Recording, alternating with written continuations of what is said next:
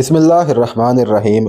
मेरा पिस्टल और रिवाल्वर बिल्कुल खाली थे। मैंने जेसीओ की अस्टीन गन लेते हुए कप्तान को औंधे मुंह लेटने का कहा और जेसीओ से कहा कि कैप्टन, जेसीओ और इंस्पेक्टर के साइड आर्म्स उनके होलोस्ट्रोल से निकाल ले और जवानों की राइफलें वर्कशॉप में महफूज जगह पर रखे और फिर इनको देखे कि मर चुके हैं या जिंदा हैं। उनको गोलियां लगने के बायस वर्कशॉप के छोटे से कमरे में उन चीखों से एक शोर बरपा था। कुछ मालूम न था कि कौन जिंदा है और कौन जख्मी।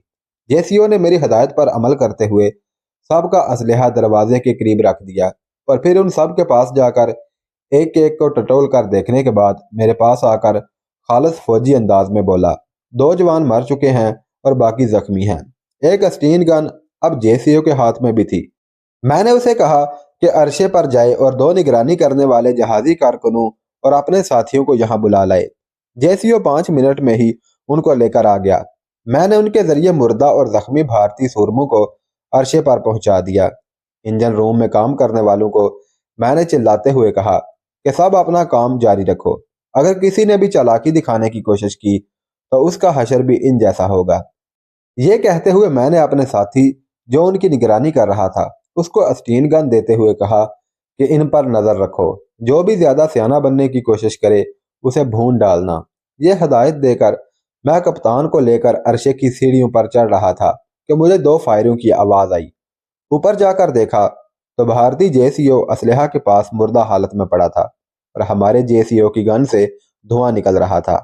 मुझे देखते ही जेसीओ बोला, सर, इसके कंधे पर गोली लगी थी। हमें गाफिल समझते हुए ये उठकर अपने असलहा की तरफ भागा। मैंने उसे हालत कहा लेकिन ये ना रुका तो मैंने इस पर 2 फायर कर दिए। मैंने चूंकि बगैर निशाना लिए उन पर गोलियां चलाई थी तो उनमें 2 मौका पर ही मार गए, बाकी जख्मी हो गए। मैंने भारतीय कैप्टन और पुलिस इंस्पेक्टर को मुखातब करते हुए कहा कि अगर तुम अपनी स्टीमर पर आने की वजह साफ बता दो तो मैं तुमसे नरमी कर सकता हूँ। कैप्टन ने अपना नाम और नंबर बताते हुए कहा कि जिनीवा कन्वेंशन के तहत मैं सिर्फ नाम और नंबर ही बताने का पाबंद हूँ और जंगी कैदी की हैसियत से मेरे साथ जिनीवा कन्वेंशन के मुताबिक ही सलूक किया जाए। मैंने जवाब दिया, तुम मुल्की जंग में कैदी नहीं बने बल्कि साजिश के तहत इस स्टीमर पर सवार हुए हो और मुझे वो सब तरीके आते हैं जिससे तुम सच बोलने के लिए खुशी से मान जाओगे। मैं तुम्हें 5 सेकंड देता हूँ, फैसला कर लो कि खुद बोलोगे या मुझे तुमको बुलवाना पड़ेगा। अरशे पर फायर की आवाज सुनकर बांग्लादेशी फौजी और सपना भी अरशे पर पहुंच चुके थे। ठीक 5 सेकंड बाद मैंने जेसीओ से कहा कि अपने जवानों को हुक्म दो कि कैप्टन के जख्मी पांव पर पैर रखकर उसे तोड़ दें। खुद मुझे डीएमआई की हिरासत के दौरान मुझ पर उनके किए गए जुल्म का एक एक दाव पेच याद था। मेरी आरजू थी कि मैं उन पर उससे ज्यादा बढ़कर जुल्म करूं ताकि मेरे इंतकामी जज्बात को तस्कीन मिल सके, लेकिन उस कैप्टन ने मेरी ये आरजू भी पूरी ना होने दी। जख्मी टांग पर पांव का वजन पड़ते ही वो चीखने चिल्लाने लगा कि मुझ पर जुल्म मत करो, मुझे तकलीफ ना दो, मैं सब कुछ बता दूंगा। मेरे कहने पर जवानों ने उसे छोड़ा तो उसने पानी मांगा, उसे पानी दिया गया। पानी पीने के बाद वो बोला, मैं ऑफिशियल ड्यूटी पर नहीं हूँ, मैं पूना में 39 माउंटेन डिवीजन में हूँ। गोखले और उसके साथियों के कत्ल के बाद जो हक शाया हुए उसमें आपका हक हमारी फाइल में महफूज आपकी तस्वीरों से बिल्कुल मिलता जुलता था, जो डीएमआई दिल्ली से आपके फरार के बाद अखबारात में शाया हुई और सब डिवीजन हेडक्वार्टर्स और ब्रिगेडियर्स को भी भिजवाई गई थी। मैं फाइल की तस्वीरें लेकर अपने बटमैन और 2 नौजवानों के साथ 2 हफ्ते की छुट्टी लेकर बंबई आया और पुलिस कमिश्नर को फाइल का फोटो दिखाया। गोखले के कत्ल के बाद एक तंजीम ने आपकी जिंदा या मुर्दा गिरफ्तारी पर 20 लाख रुपए इनाम रखा है। बंबई पुलिस को यकीन था कि आप किसी मुसलमान स्मगलर के लिए काम कर रहे हैं। पुलिस को यह भी मालूम हो गया कि आप लांचू के जरिए बंबई से जा रहे हैं।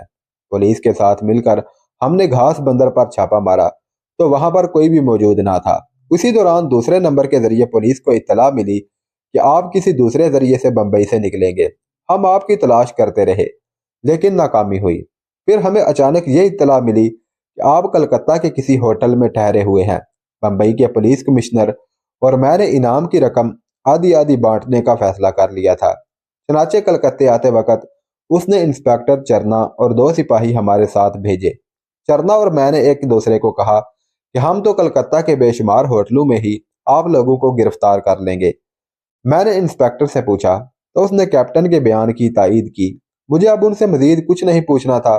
मैंने जेसीओ से मशवरा किया तो जेसीओ ने मेरा इशारा पाते ही उन पर गोलियां बरसा दी और उनको हमेशा के लिए खामोश कर दिया। अब स्टीमर मुकम्मल मेरे कंट्रोल में था। हर जहाज की तरह स्टीमर में भी वर्कशॉप होती है जिनमें कोयलों से जलने वाली भट्टी होती है। उसमें गर्म करके स्टीमर के खराब पुर्जों को ठीक किया जाता है। मरने वाले सब हिंदू थे, लिहाजा मैंने उन पर मेहरबानी करते हुए उनकी लाशों को स्टीमर की बड़ी भट्टी में जलाने का हुक्म दिया। मुझ पर जुनून तारी हो चुका था। मेरे दो साथी उनकी लाशों को भट्टी में जलता हुआ खड़े देख रहे थे और मैं अरशे पर खड़ा चिमनी से निकलते हुए धुएं में उन लाशों के सफेद धुएं को देख रहा था। इस दौरान स्टीमर पर गिरा सारा खून धो डाला गया। मैंने राइफलें तो समुंदर में ही फेंकवा दी क्योंकि हमारे पास हमारी जरूरत से ज्यादा असलहा जमा हो गया था, लेकिन उनकी अस्टीन गन और रिवाल्वर अपने असलहा स्टॉक में रखवा दिए। पे दर पे और बरसों पर मुहित खून की होली खेलते खेलते मेरी जहनी हालत ऐसी हो चुकी थी कि मैं जब भी अपने खिलाफ साजिश या गिरफ्तार और मुझे हलाक करने की प्लानिंग का मुझे कबल अज वक्त इल्म हो जाता तो फिर मैं अपने खिलाफ कार्रवाई करने वालों को जिंदा नहीं छोड़ता। गोरखपुर के हवाई अड्डे को तबाह करते वक्त जो दो गाड़ियां हमने छीनी थी और उनके ड्राइवर्स को जिंदा छोड़ने की वजह से ही डीएमआई मुझे गिरफ्तार करने में कामयाब हुई थी। और मेरी हिरासत के दौरान जो मुझ पर डीएमआई वालों ने जुल्म किया था वो सब उन ड्राइवर्स को जिंदा छोड़ने की वजह से था। कारईन मुझे चाहे कुछ भी समझे, मगर मैंने अपनी जहनी कैफियत बयान कर दी है। जहाज का कप्तान पुलिस और फौज वालों का हशर अपनी आंखों से देख चुका था। मैंने कहा कि मेरे आदमी हमा वक्त नेविगेशन रूम में रहेंगे। अगर जरा सी भी हेरा फेरी की तो उसका हशर भी इन जैसा ही होगा। वायरलेस पर मैंने फायर करके उसे भी नकारा बना दिया। किचन में खाना तैयार करने वालों को मेरे साथी वो खाना पहले उनको और कप्तान को खिलाते, फिर हम खुद खाते थे। यह कदम मैंने एहतियाती तौर पर उठाया था, कहीं वो लोग हमें खाने में जहर डालकर ही ना खिला दें। ऐसा करना हिंदुओं से कुछ بعید ना था। मैं हिंदू की चालाकी और उनकी मकाराना चालबाजियों से बखूबी वाकिफ हो चुका था, इसलिए अब मैं किसी किस्म का रिस्क लेने को तैयार ना था। मेरे साथी पूरे स्टीमर की हमा वक्त निगरानी करते रहते थे। उधर स्टीमर के अमले की ये हालत थी कि हमारी इजाजत के बगैर वो कुछ भी नहीं कर सकते थे। तीसरे दिन कप्तान ने लरजते कांपते मुझसे पूछा कि आप लोगों ने जाना कहाँ तक है, तो मैंने जवाब दिया हमें हिरन घाटा तक जाना है। इस दौरान मैं और कैसर कैबिन में खासा इकट्ठे वक्त गुजार कर ऐसा काम कर रहे थे जिसकी किसी को कानो कान खबर ना थी। स्टीमर का मालिक कप्तान भारतीय फौजियों और पुलिस वालों का हशर देखकर बिल्कुल चूहा बन चुका था। वो जो गाली के बगैर बोलता ना था और शाला कहकर मुहातिब करता था। दिन में जितनी बार भी मेरा सामना होता वो मेरे पाँव को हाथ लगाकर प्रणाम करता।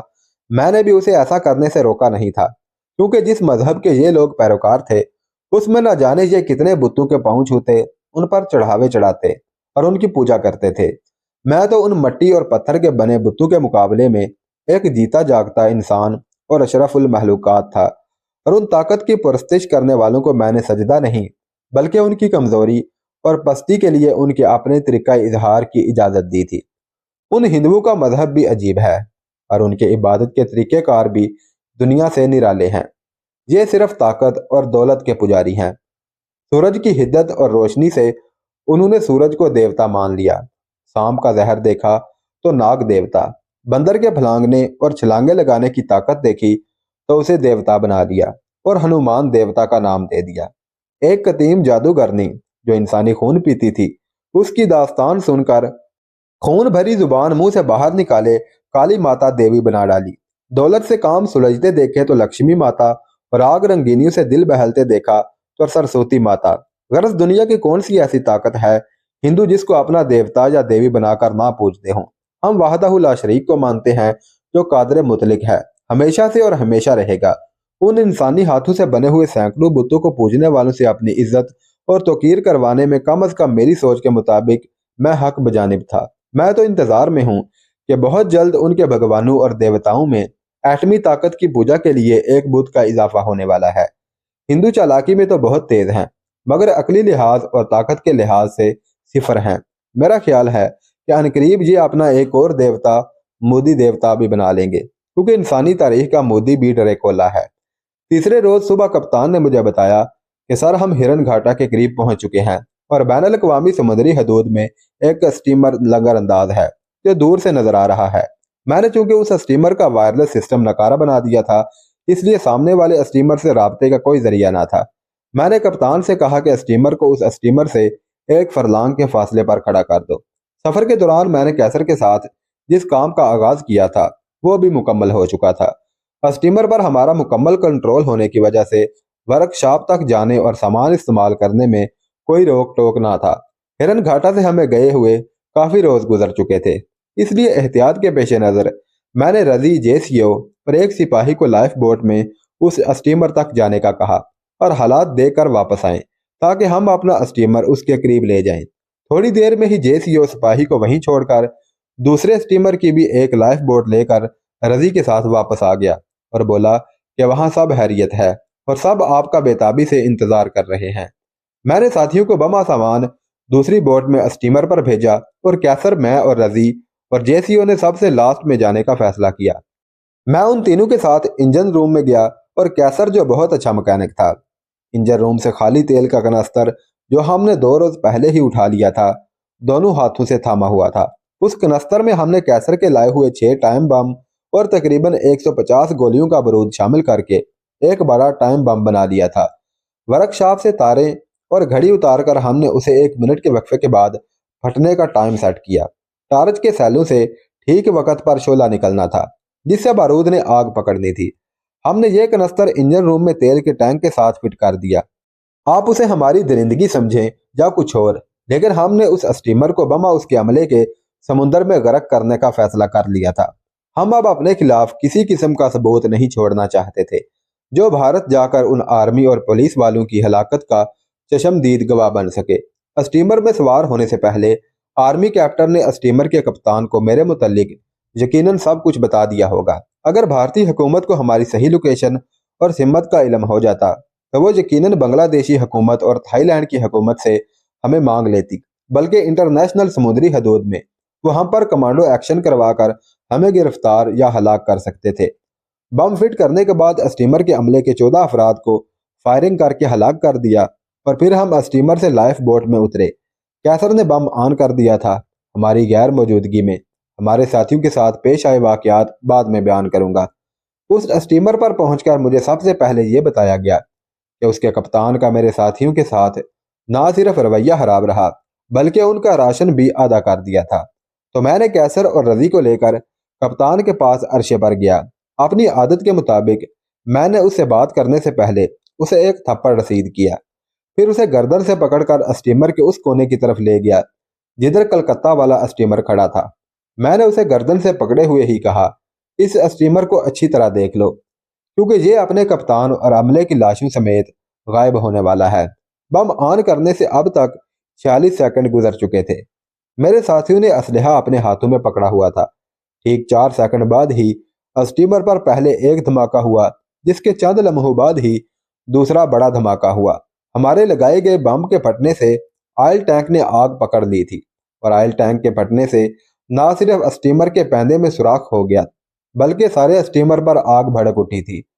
आधे घंटे से ही कुछ कम वक्त में वो स्टीमर अपनी लाशों समेत समुंदर में गर्क हो गया और पानी की सतह पर लकड़ी के चंद तख्ते और कुछ तेल जलता रह गया।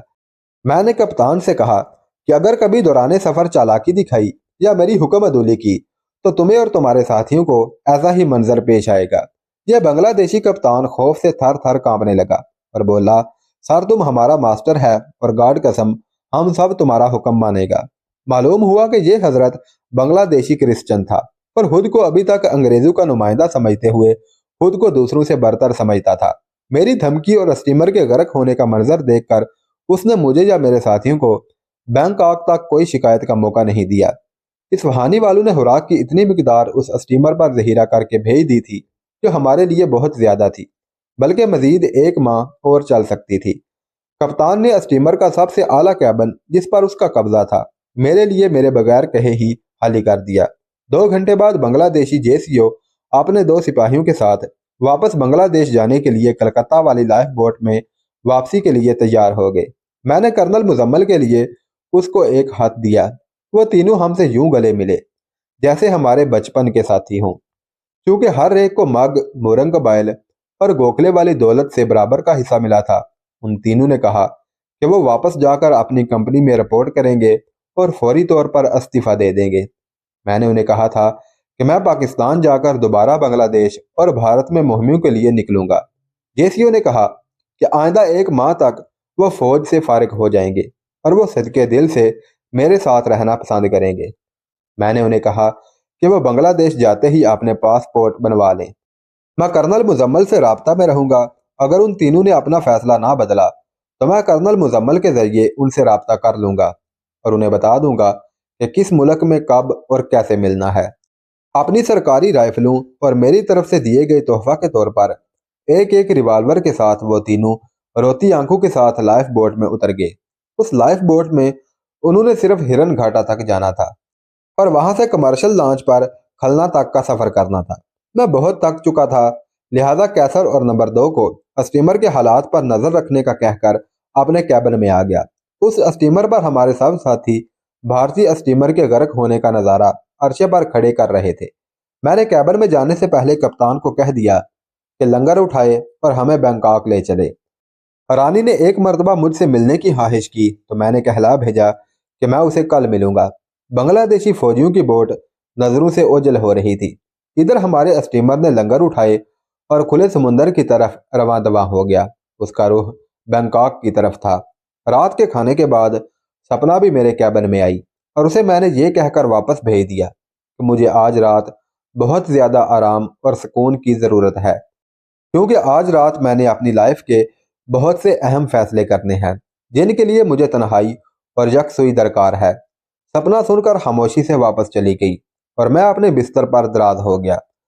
درد سے میرے جسم کا انگ انگ دکھ رہا تھا، لیکن نیند آنکھوں سے غائب تھی۔ اس کی وجہ شاید یہ تھی کہ مجھے واقعی آج رات بہت اہم فیصلے کرنے تھے۔ بستر پر لیٹے مجھے جس مسئلہ نے زیادہ پریشان کیا وہ سپنا کا تھا۔ مگ قبیلے کے سردار کے ہلاک ہونے کے بعد وہ ہمارے ساتھ ہی چلی آئی تھی اور پھر رانگا ماٹی سے کھلنا اور کھلنا سے بھارت۔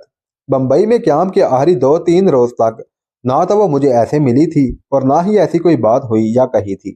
بمبئی سے دہلی جاتے وقت جبکہ ہم لوگ ہمیشہ کے لیے الگ ہو رہے تھے، اس نے کوئی ایسی بات نہ کی اور نہ کہی تھی۔ دہلی سے بمبئی دوبارہ واپس آنے پر ہی یکا یک اس کے رویے میں تبدیلی آئی۔